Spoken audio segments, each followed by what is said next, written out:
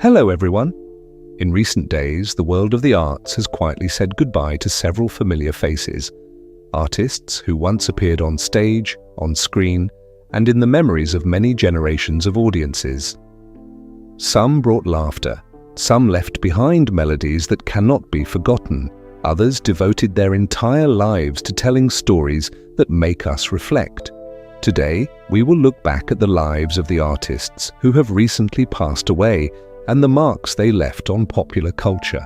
If you appreciate memorial content like this, please press like and subscribe to the channel. Thank you for being here with us. Now let us begin. Kiki Shepard, the actress and beloved co-host of Showtime at the Apollo, has passed away at the age of 74. The news was confirmed by her representative, who stated that she died on March 16, 2026, following a sudden heart attack. Her passing leaves a significant void in the hearts of her fans, those who have admired and followed her for many years. Born in Tyler, Texas, Kiki Shepard began her acting career and quickly became a familiar face on television. From 1987 to 2002, she co-hosted Showtime at the Apollo, where she, along with Steve Harvey, Sinbad, and other notable figures, brought energetic and humorous evenings to the audience. With her unique fashion style and sharp sense of humor, Kiki earned the title of the Apollo Queen of Fashion. In addition to her hosting career, Kiki was a talented actress and voice actress, participating in notable projects like A Different World, Baywatch, and NYPD Blue. She also dedicated herself to advocating for the sickle cell community. The legacy of Kiki Shepard is built not only from her achievements in the entertainment industry, but also from her wide-reaching influence and lasting connection with her audience.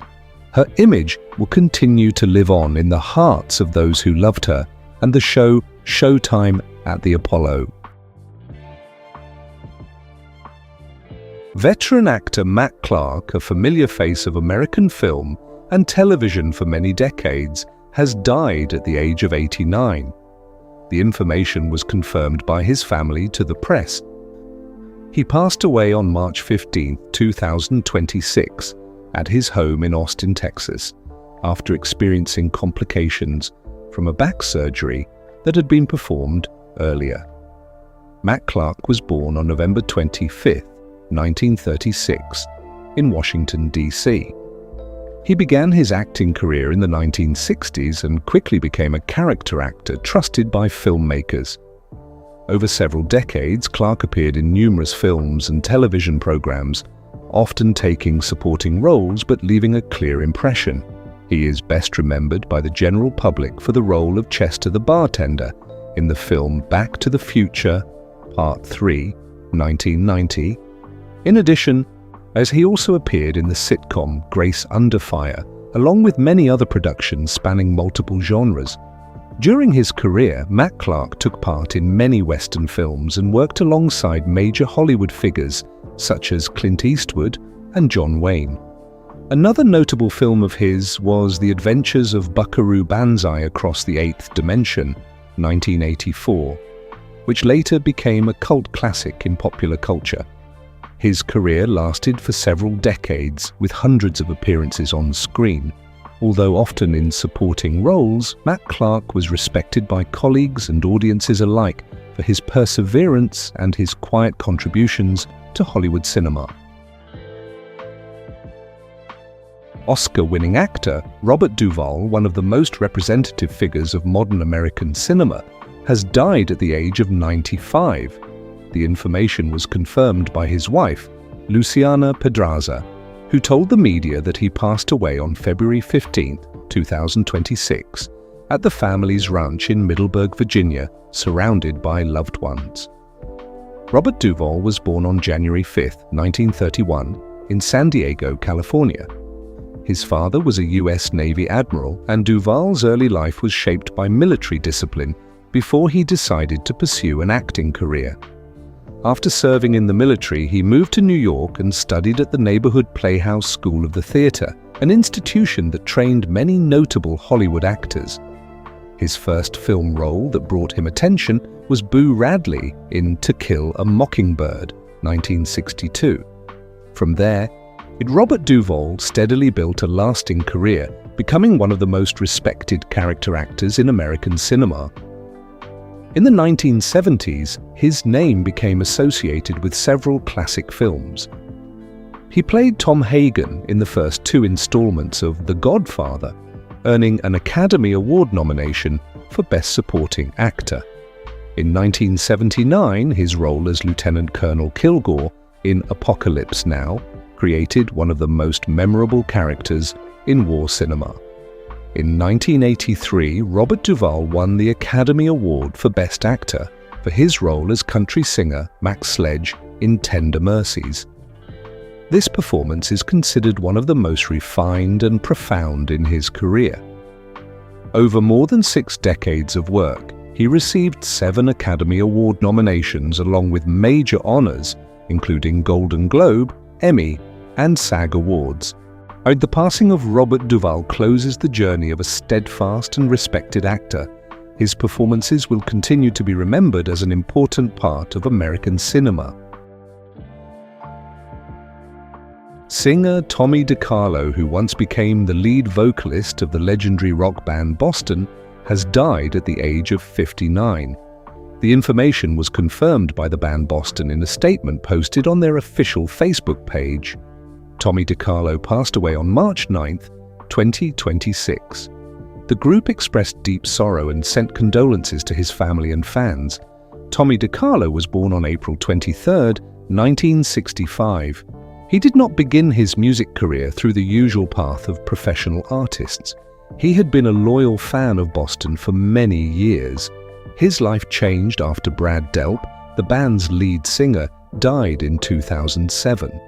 To honor his idol, DiCarlo posted videos of himself performing Boston's famous songs on the social media platform MySpace.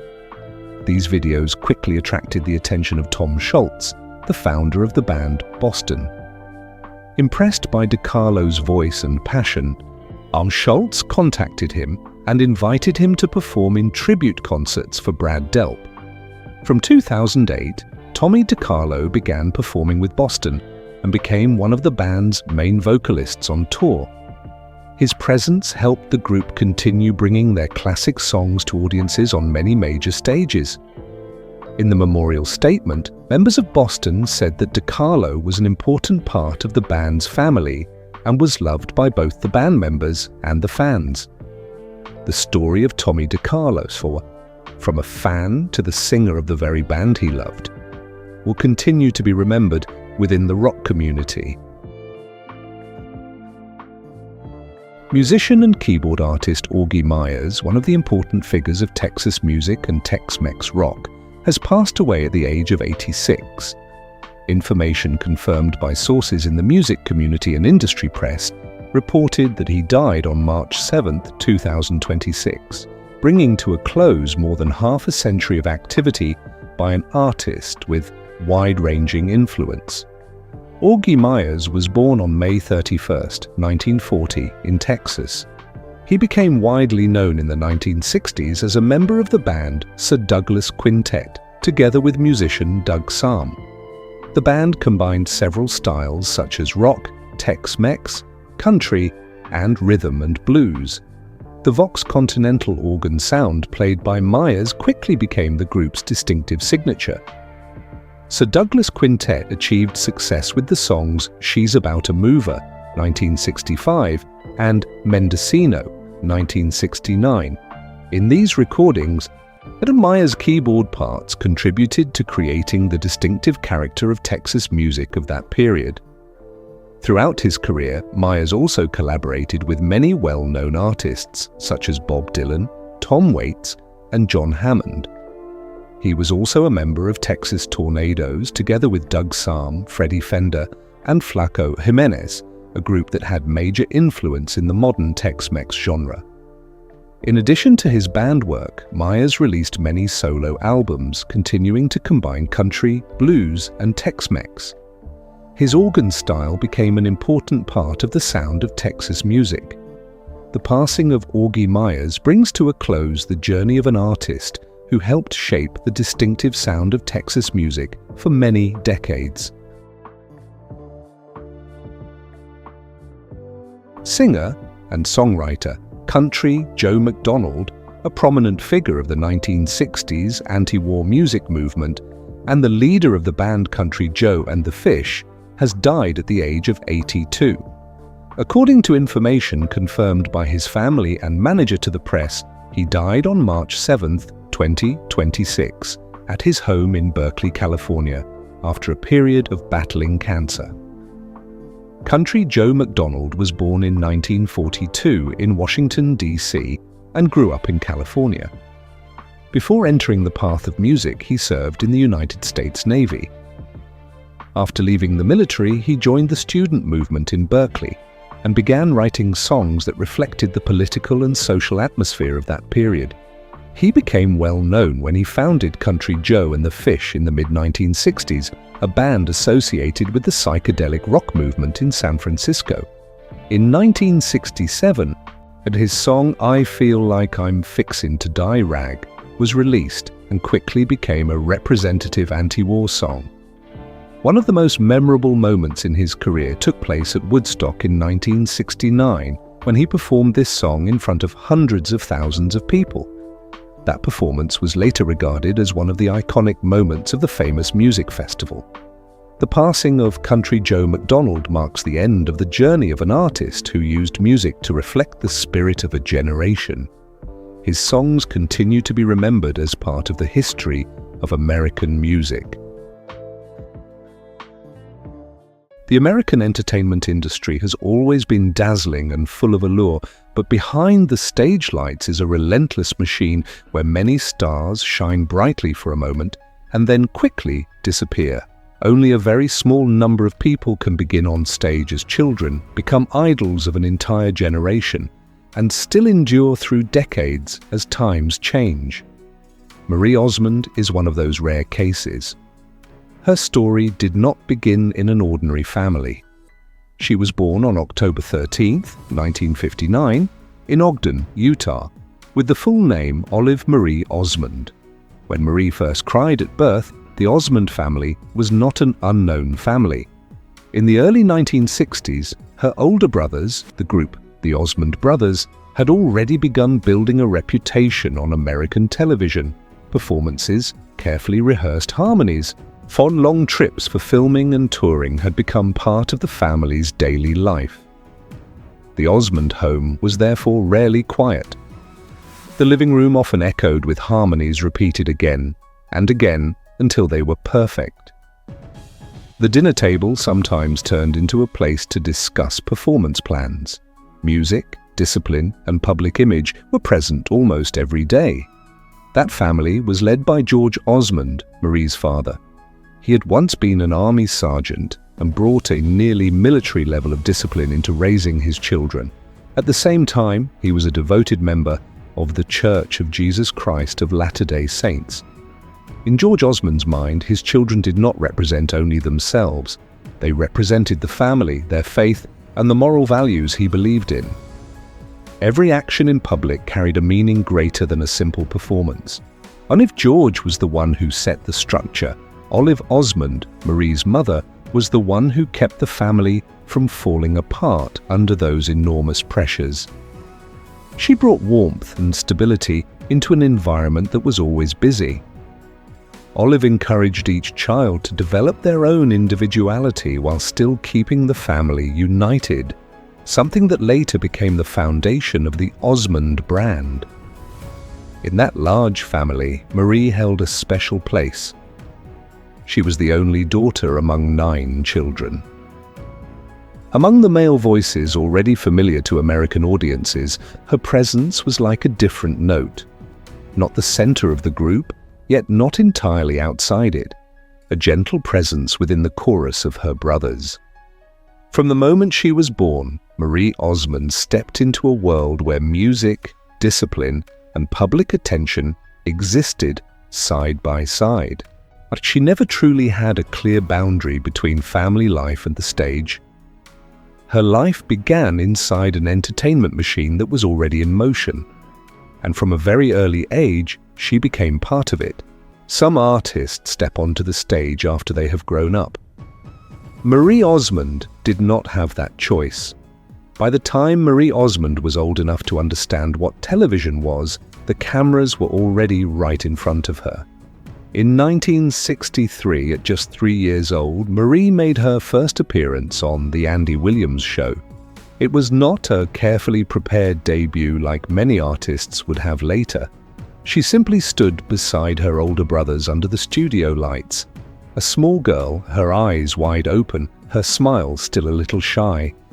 But that moment placed Marie inside the world her brothers already knew well, a world where the stage and family life almost had no boundary. Marie soon understood an almost unwritten rule of television. When the red light on the camera turned on, everything had to change instantly. The smile had to become brighter. The eyes had to appear lively and full of energy. And any sign of fatigue had to disappear completely, as if it had never existed. By the late 1960s and early 1970s, Marie's brothers were no longer simply familiar faces on television. The Osmond brothers had become a cultural phenomenon. Teen audiences across the United States and many other countries began calling the craze by a simple name: Osmond Mania. Their concerts attracted thousands of fans. Teen magazines constantly featured their photos, and at a time when rebellious rock music was dominating popular culture, the Osmond family, with their wholesome, disciplined, and friendly image, became a safe and reassuring choice for many American audiences. However, within that wave of excitement, Marie's place was still not entirely clear. She was not the guitarist or the drummer in her brother's band. She was not part of the main performing lineup. Marie stood at a small but noticeable distance, close to the stage, but not truly at the center. Even the managers guiding the Osmond family's career once wondered whether she should pursue her own path. The final answer came from her voice. Marie possessed a deep and emotional contralto voice, very different from the light pop voices common among teenage singers at the time. Her voice carried an unexpected maturity, as if it belonged to someone with far more life experience than her age suggested. And it fit naturally with country music, a genre that always places strong emphasis on storytelling and emotional honesty. The turning point arrived in 1973. At that time, Marie was only 13 years old. But while her brothers continued their success in pop music, she traveled to Nashville to record the song Paper Roses, a track previously known through the voice of Anita Bryant. The scene in the Nashville recording studio that day carried a clear contrast. Standing in front of the microphone was a teenage girl still wearing braces, looking small among the studio equipment and experienced session musicians. But when Marie began to sing, no one in the room had doubts anymore. When Paper Roses was released, the song quickly climbed to #1 on the Billboard Country chart. The achievement made Marie Osmond the youngest female artist ever to reach #1 on the country chart, a record that would stand for decades. In a short time, her position changed completely. Marie was no longer mentioned simply as the younger sister of the Osmond brothers or the youngest member of the Osmond family. She had become an artist with a hit of her own. Paper Roses was not just a successful song. It became the moment that defined Marie Osmond's image in the public eye. Fame arrived quickly, almost too quickly for a 13-year-old girl. While many teenagers her age were still thinking about school and friendships, Marie had already begun touring, appearing in packed venues, and living under constant attention from the press. On stage, she appeared in sparkling dresses, smiling before thousands of people. But behind those lights, Marie Osmond was still just a teenager, learning how to live in a world that even many adults struggle to navigate. By the mid-1970s, Marie Osmond was no longer the girl standing behind the spotlight of her family. The success of Paper Roses in 1973 had proven that she could stand firmly on her own path. But in the American entertainment world at that time, an individual career was rarely completely separate from the strength of a family brand. And for the Osmond family, everything ultimately returned to a familiar principle: the family standing on stage together. The next turning point came in 1976. At that time, television executives at ABC decided to build a variety show centered on the two youngest yet most recognizable faces of the Osmond family, Donnie and Marie. The idea itself was not particularly new. At that time, variety shows were still a familiar part of American television, but few people expected that the program titled Donnie and Marie would quickly become a popular culture phenomenon. When the show first aired, Marie was only 16 years old. At an age when many teenagers were still struggling with school and friendships, she had become the co-host of a prime-time program on a national television network. The change happened almost immediately. From that point on, Marie's life was arranged according to the pace of a major television production. Her schedule was rarely easy. A production day could last up to 18 hours. The morning began with script reading, where lines were rehearsed and revised. Then came rehearsals for musical numbers, followed by dance routines for complex choreography. The comedy sketches had to be practiced repeatedly before filming. And in the middle of all that work, Marie still had to take part in musical recordings for the performances featured in the show. On screen, everything looked much lighter. Donnie and Marie was built as a true family entertainment program: sparkling sequin costumes, carefully choreographed musical numbers, and short comedy sketches placed between performances. Occasionally, the show even featured unexpected segments, such as ice skating performances that the two siblings sometimes had to learn in a very short time before filming. What made the show special was not only its production scale, it was also the natural contrast between the two main stars. Donnie brought youthful energy, sometimes slightly mischievous, with a confident performance style.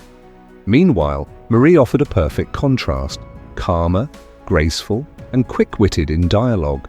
And their interaction, both familial and theatrical, created the program's unique rhythm.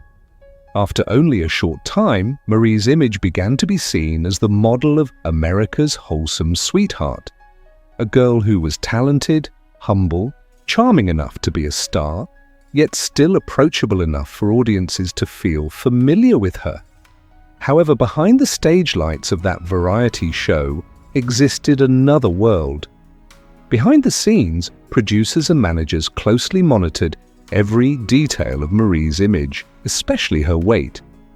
Remarks about her appearance appeared frequently, sometimes spoken very directly.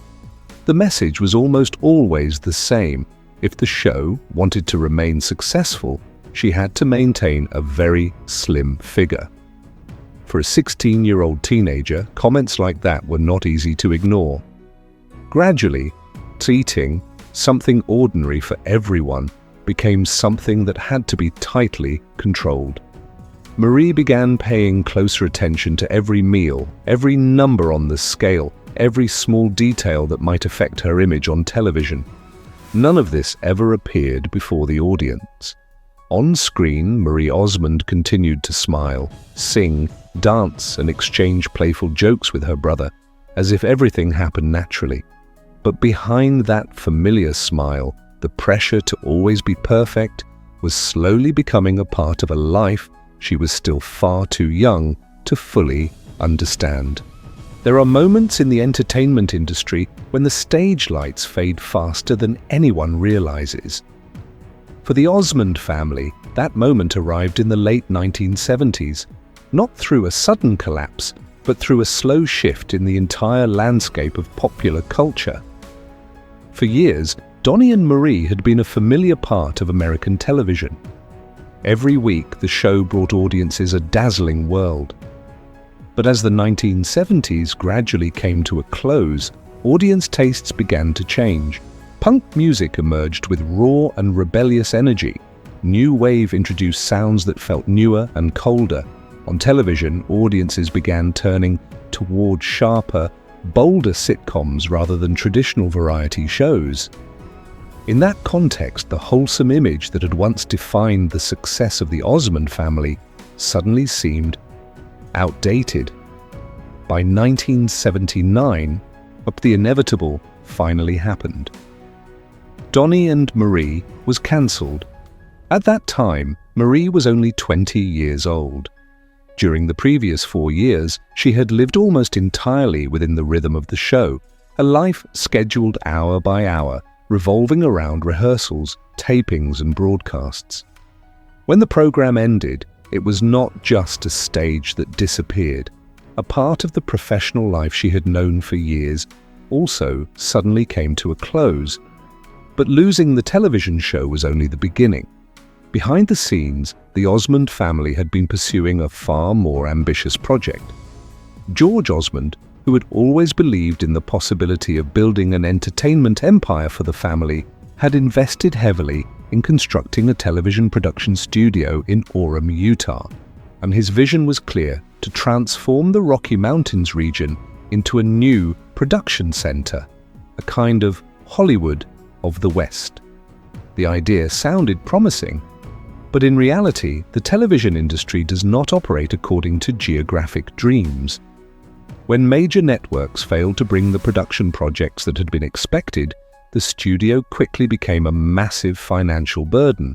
The project failed, and with it the financial foundation of the Osmond family began to collapse. The most shocking part was not simply that the business had failed. In the years before that, the family had earned millions of dollars from music, television, and touring. But when the debts were recalculated, most of that money had nearly vanished. Members of the family did not only lose their assets, they also had to face large personal debts.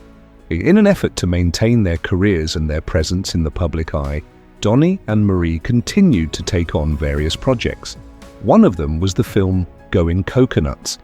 But instead of opening a new chapter, the film received a cold response from audiences and was heavily criticized by critics. For Marie, this period placed her in a difficult position. In the eyes of the public, she was still the girl with the gentle smile from the family television show, an innocent image that had become firmly attached to her name. But Marie herself had already entered adulthood. She wanted to try new roles, to change her image, to move beyond the familiar framework that audiences had placed around her. The problem was that every time she tried to step away from that image, the response from the public was extremely cold. But if she kept the old image, people said it had become outdated. But if she changed, many people felt uncomfortable with it. Caught between those two opposing expectations, Marie Osmond entered a difficult period. A young performer who had grown accustomed to the stage lights but now had to find a way to survive in an entertainment world that was changing faster than anyone could predict. Not every turning point in an artist's life happens under stage lights. Sometimes the most significant changes begin in quieter places, in a personal decision, in a private ceremony, in a moment when someone chooses to take a different path. For Marie Osmond, such a turning point came in 1982, when she entered a new chapter of her life with a wedding. In 1982, at the age of 22, Marie married Stephen Craig, a basketball player from Brigham Young University. After many years living at the fast pace of television and touring, the marriage seemed to open another direction, one with fewer spotlights, closer to ordinary life. The wedding quickly became an event that attracted media attention. Marie walked down the aisle wearing a wedding dress designed by Rhett Turner, with a notably long train flowing behind her. While cameras from the press captured every moment, turning the ceremony into a story widely mentioned across media outlets. 1 year later, in 1983, Marie gave birth to her first son, Stephen James Craig. The role of motherhood brought a completely different rhythm to her life. But the peace she hoped to find did not last long. Familiar pressures still remained: fame, finances, and the constant attention of the media. Family life, already having to adapt to the schedule of a celebrity, gradually became strained. By 1985, the marriage ended in divorce. At that time, Marie was only 26 years old, but what she was facing felt like a turning point far larger than her age suggested. She was a single mother, while her career had entered a period with no clear direction. The Donny and Marie brand was no longer at its peak. The entertainment industry was changing, and her professional future was no longer as certain as before. During that period, Marie made an important decision. Instead of trying to hold on to the familiar images from television, she returned to the musical genre that had first opened the door for her: country music. The path led her back to Nashville. The real turning point came when Marie recorded the song "Meet Me in Montana." The track was performed as a duet with Dan Seals, a singer who already had a strong position in country music. When released, the song quickly gained attention from audiences and climbed to #1 on the Billboard country chart. That success was not just a hit song. It felt like a confirmation that Marie Osmond still had a place in music, not because of memories from earlier television shows, but because of her own voice. After that, she continued to make an impact with the songs "There's No Stopping Your Heart" and "Read My Lips." These songs helped Marie rebuild her music career in a completely new context. While her career gradually stabilized, her personal life also moved into another chapter. In 1986, Marie married Brian Blosill, a sound engineer she had met through work. Unlike relationships often connected to the entertainment world, Blosill appeared far less in public. This marriage opened a period of a larger and more complex family life. Over time, Marie and Brian built a family with a total of 8 children, including both biological and adopted children. Their home became a place always filled with voices, laughter, and constant activity. A scene very different from the glittering stages where Marie had once been familiar. Amid all those changes, Marie Osmond was learning how to balance between two worlds. On one side were music and the stage. On the other was a family life that was growing larger day by day, and for the first time in many years, the road ahead of her was defined not only by stage lights, but also by deeper personal choices. Sometimes the biggest turning points in a public figure's life do not come from a new hit song or a high-profile television show. They begin more quietly, from a decision that seems small at first, but gradually changes the entire trajectory of a career. For Marie Osmond, such a shift appeared in the early 1990s, when she stepped into a field few expected: business. In 1991, Marie surprised many people in the entertainment industry when she introduced her own line of collectible porcelain dolls on the television shopping network QVC. For a singer who had once topped the country music charts, the decision initially seemed unusual. But Marie understood her audience in a very practical way.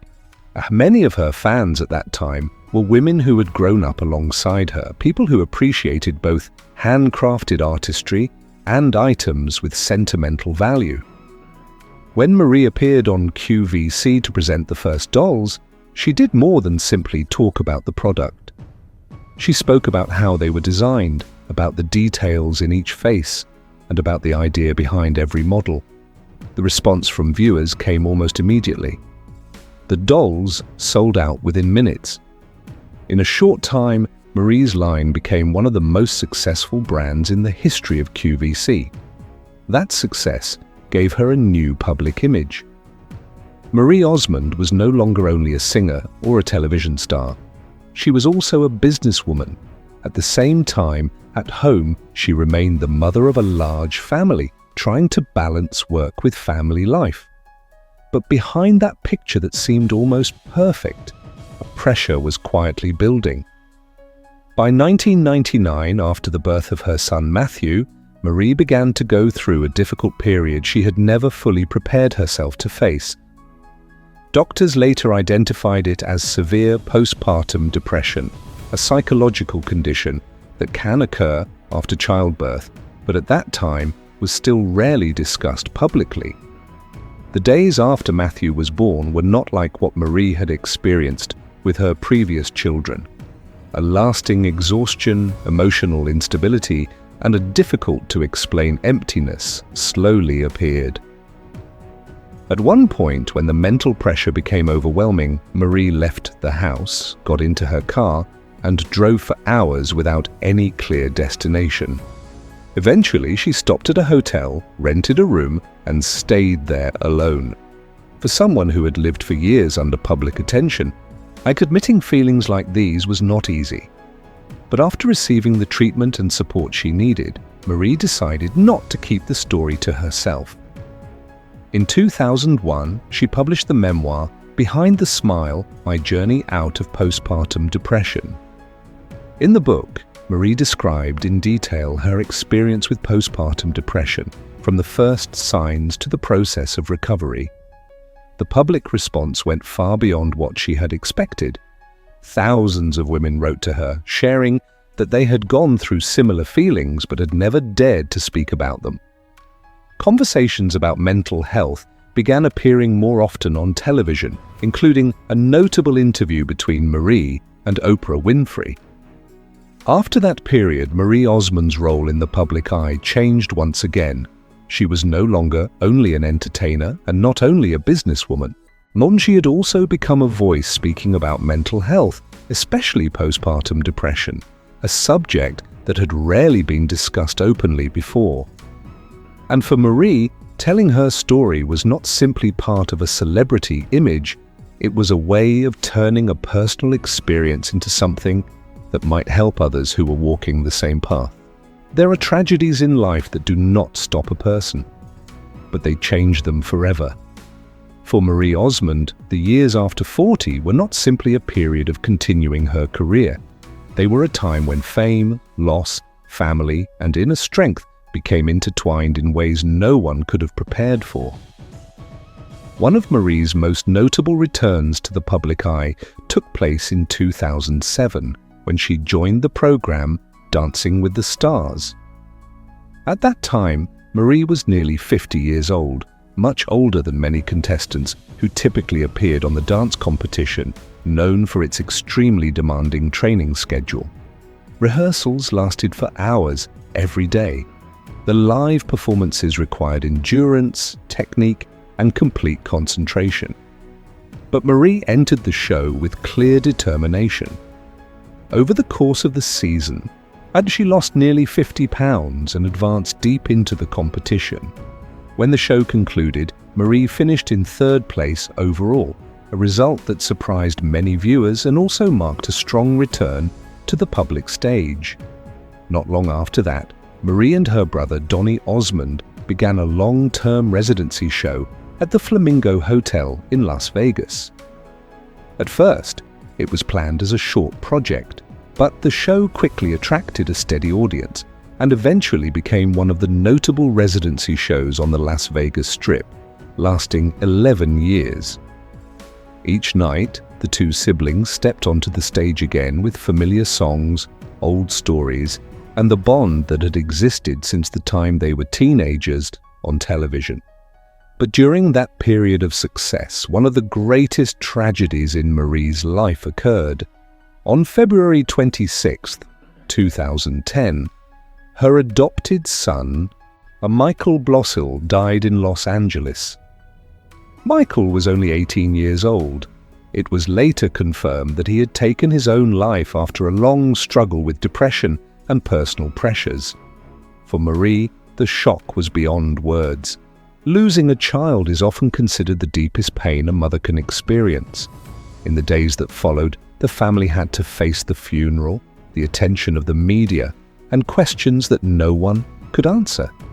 Yet only a few weeks after the funeral, Marie made a decision that surprised many people. she returned to the stage in Las Vegas. To some, it seemed too soon. But for Marie, performing was the only way she could maintain balance while her life felt like it was collapsing. During the shows, she often dedicated a portion of the performance to Michael, turning personal grief into quiet but deeply emotional moments on stage. That tragedy also deeply affected her marriage. After many years facing work pressures, raising a large family, and sharing the weight of that loss, Marie and Brian Blosil decided to divorce in 2011, bringing an end to their 25-year marriage. But in that same year, an unexpected circle in her life closed in a different way. Marie remarried Stephen Craig, the man she had first married in 1982. This second wedding took place in a small, much more private ceremony compared with her widely publicized earlier wedding. And there was one detail that drew attention. Marie wore the very same wedding dress from 1982 as a way of closing one chapter and opening another in her life. Meanwhile, the Donnie and Marie residency at the Flamingo Hotel continued until 2019, when the two siblings decided to end the show after its 11-year run. The final night carried many emotions. It marked not only the end of a show but also the closing of a long chapter in the Osmond family's history on stage. Today, Marie Osmond's life moves at a slower pace. She still occasionally performs and participates in television projects, but much of her time is devoted to her family. With her grandchildren, Marie has a playful title for herself: Glamour. After many decades living under the stage lights, that title may be the role she treasures most.